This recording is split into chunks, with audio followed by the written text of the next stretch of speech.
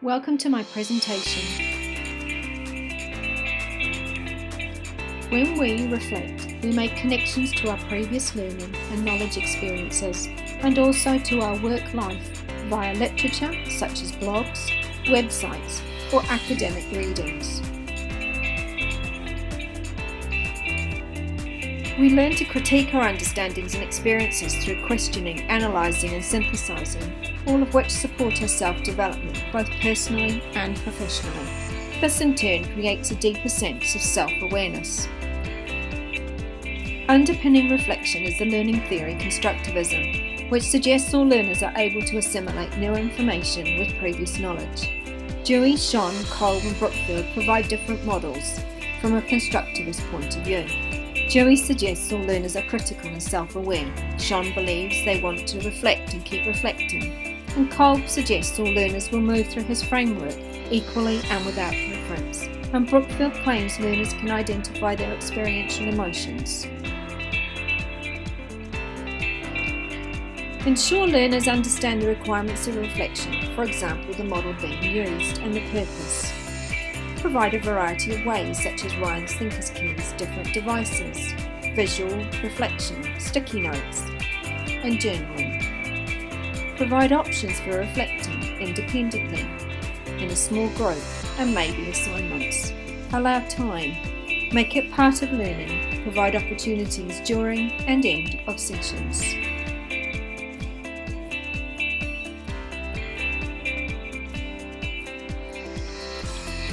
When reflection is used as a regular component of teaching, there is often an increase amongst learners in flexible thinking, actively using feedback to identify next learning steps and actions, being willing to analyse experiences and make explicit connections to it and learning. D'Andrea states that some learners only provide what they believe is expected of them. She suggests that reflection can be constrained by time, situation and circumstances. Roger believes there are issues with assessment. A subjective perspective may be viewed too objectively. These two links will provide you with some further ideas around the how and why of using reflection as a teaching approach.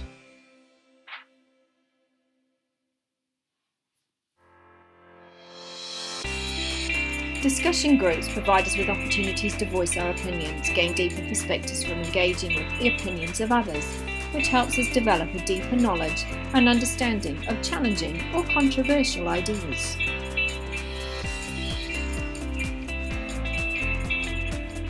Through discussion, creative thinking is increased as we are encouraged to consider alternative ways of linking abstract thought to concrete ideas.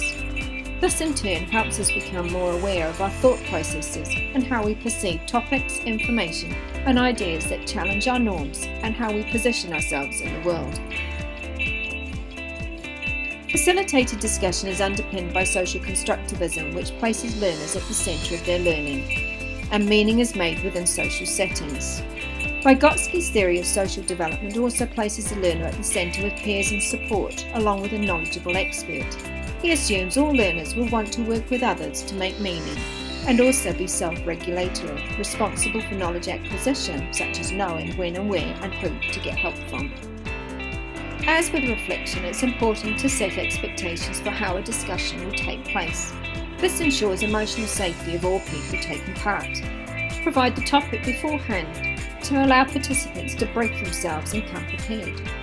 Discussions can be large or small, whole group, work-related, small group and even pairs.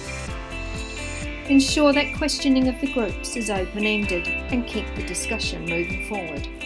Check for those strong personalities and look for contributions from all participants and be very clear of the reasons why the discussion is happening.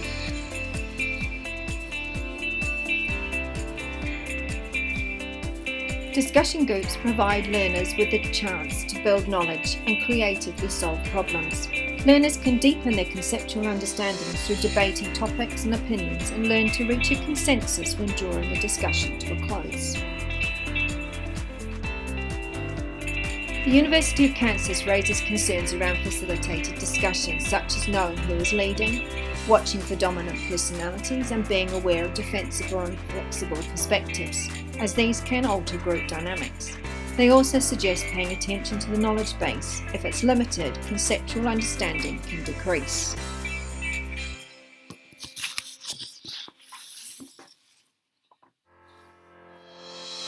These two videos will give you additional ideas on how discussion groups can work effectively.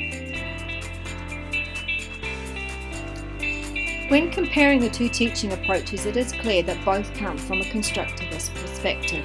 Reflection is generally an independent activity, whereas discussion needs at least one other person. For discussion to work well, it's important that it is facilitated and kept moving.